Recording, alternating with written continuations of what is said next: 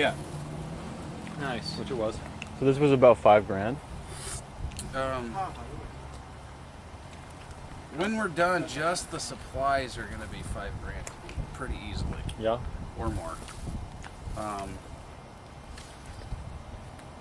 Aaron's investment, other than his time, because I also have him working for me on other projects, will be probably $3,600.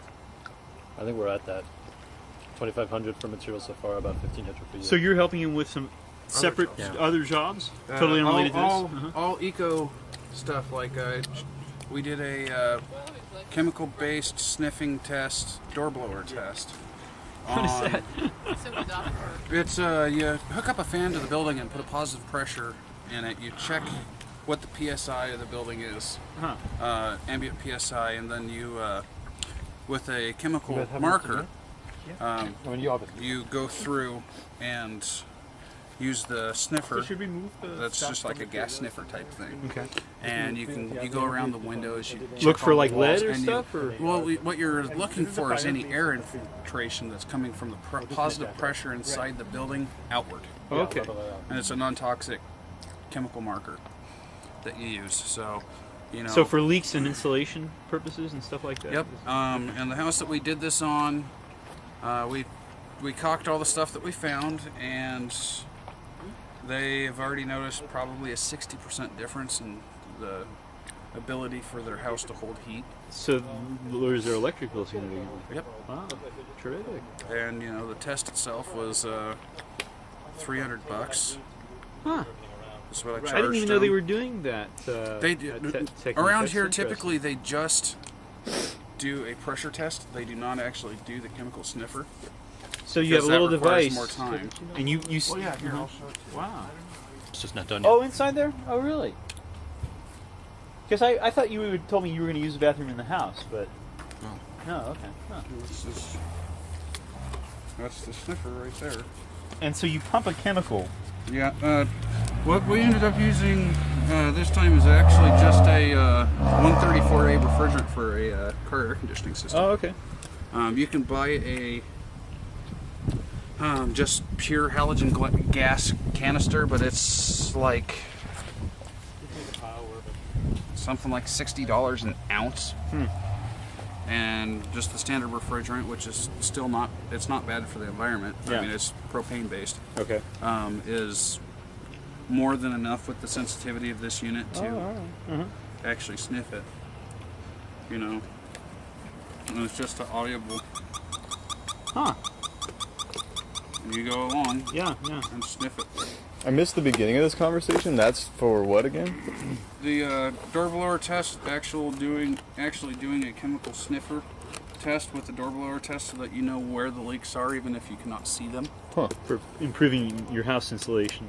Well, it's for improving the lowering the air infiltration into the house, which a lot of people don't realize this. You can have like R50 in the walls, and if your walls leak really bad, you'll actually have a higher electricity bill, a higher heating bill, and higher air conditioning bill than somebody who, for example, has R19 or R18, which is what this is going to be, but is actually airtight.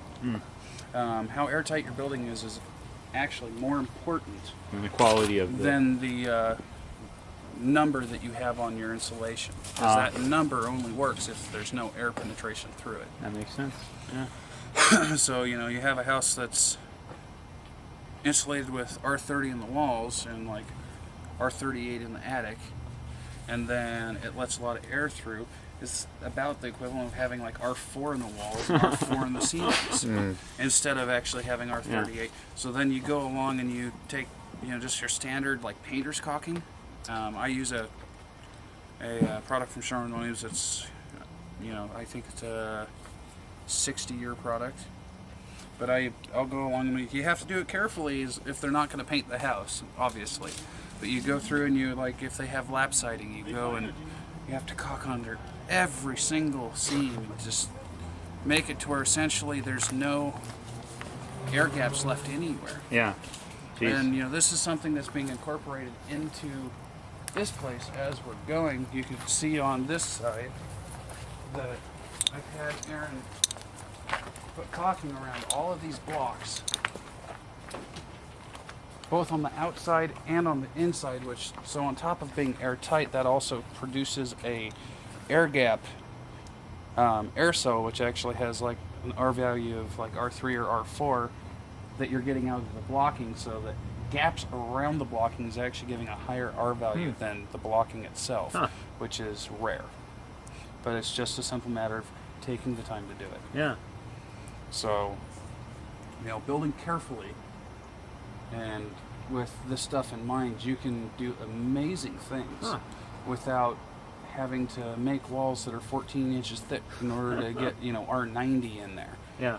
Now, if you did that and also did R90, you could have probably something the size of a gymnasium that would stay at 70 at like 15 degrees. Wow. With one person, just the heat of one person. I mean, it'd just be insane.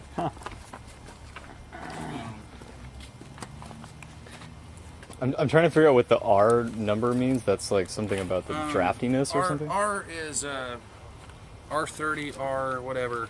R value is resistance value. And what the R means is R1 is nothing. So resistance to like penetration from the air or something? Actually, R0 is nothing, but yeah, it has to do with heat infiltration through something that the air is not going through.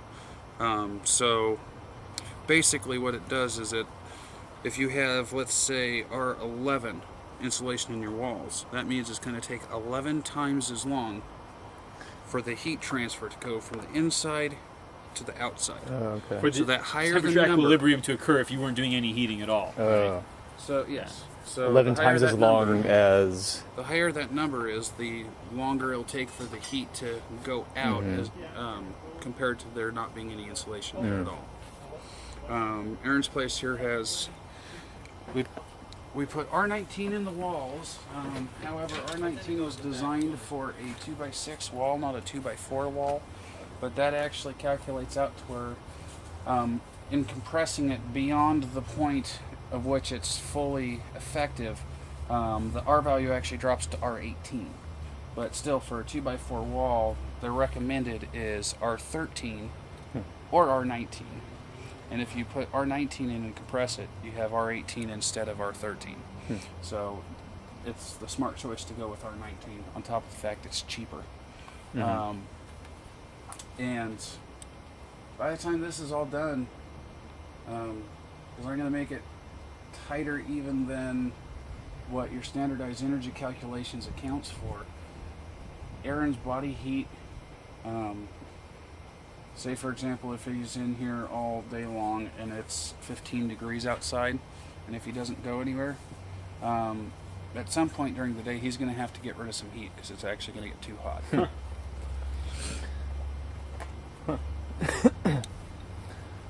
He'll have to kick out all his guests. Well, if he has guests, he opens the skylights, because you have to not cook, and realistically, based on double occupancy, if they're kind of a warmer person, someone like me, we could put no windows at all in that and it'd stay warm when we're done. Wow. And it would absolutely cook you during the summer. Damn. Yeah. So I'm really amazed at how much you're planning to fit in this small space. Yeah. I mean, he's going to have bookshelves, he's going to have a little kitchen with a stove? The stove is going to be a solar stove, and I don't know if we're going to incorporate that inside or not. Oh, okay. What about a shower? Who did the shower? I'm just curious. My plans are to actually make it to where Well, what I'm hoping to do is he has a put it exterior kind clip-on here shower type of as a bit thing, of a privacy screen. so that it is an option. Because it's such a small space, I'm going to take a small 400 or 500 watt instant hot water tap heater for under your standard kitchen sink that produces 195 degree water, and actually wire that in and plumb that in as a hot water heater and tank for the entire place. and actually do a preset mix on the other side of it to where the water that comes out's, 104, 105, which is really all the warmer you need. And so he'll shower like outside somewhere in the property. Yeah, you can, it's like a lot of RVs where essentially you just build in a little hanger shower curtain thingy, and there's a shower head that just clips in on the side of the building, and you just take a shower there. Right. If it were more important to Aaron, we could actually just use that right here. Unlatch. If it were more important to Aaron, he's wanting to minimize the amount of plumbing that goes into the structure, so we're not putting it internally. But if it were an important thing, that is something that we could do very easily. To have a shower because inside? The bathroom is going to be up in this front corner, Right. and to put, water catching tanks for doing great. stuff like watering your garden, or for example, if you want a normal toilet instead of a composting toilet, you can use the water from you taking a shower to flush your toilet. But then you have There's to plumb nothing it. wrong with that. Right. And it does require plumbing, and that's the thing Aaron's wanting to avoid plumbing, just so he can avoid the headache of ever having a leak. So. And also he was talking about the city permits for getting plumbing being a big hassle. Is that It can be. The biggest thing is since this